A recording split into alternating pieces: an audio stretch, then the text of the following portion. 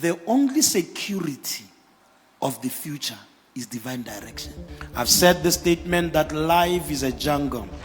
If you don't have somebody guiding you, you can get lost in the journey of life, get lost in marriage, get lost in finances, make decisions that you are not proud of. Why? Because you try to maneuver around the jungle that you are not aware of. Divine direction is not little points of your life. It is an everyday thing. It is possible for one to hear the voice of God and to be guided by God in this life. When God teaches you, you will be profitable. When God leads you, you will be profitable. If you are not sure of the voice of God, you will make decisions that are appealing to your senses and they are short-lived. They don't have a future. God works with us to the level that we allow him to. If you walk in fear, you can never enjoy the benefits of divine direction. All this doubt and what if, God doesn't speak to appease you, and he will not speak when things are right. God doesn't speak because of your bank balance. He speaks because of his ability, not your ability. The decisions of life are like somebody getting into a territory they don't know anything about. The only way to be sure of what you are getting yourself into is to be led by God in there. Anyone you see challenged in their Christian walk, check where they missed divine direction.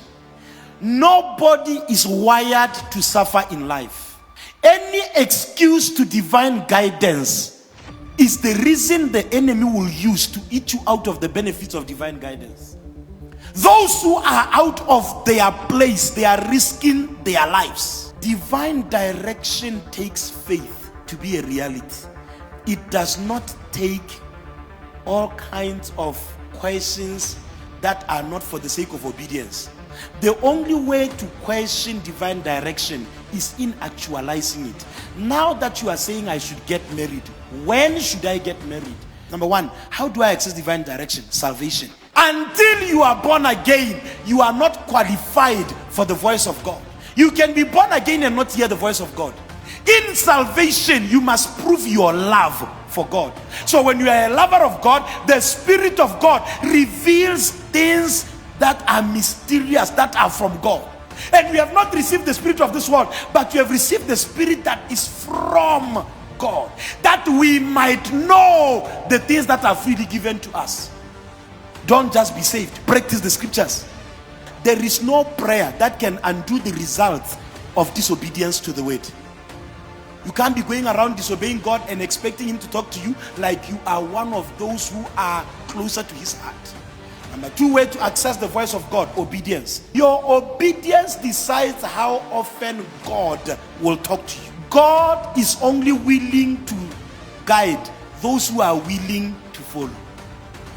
If God is not sure of your followership, he will not waste his words. When you realize that you are not getting new guidance from God, ask him, what is pending that I have not done?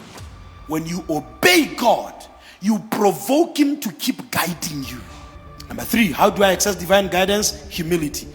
Humility is about acknowledging that God knows more than you do. So be humble enough to seek help from the one that knows all things.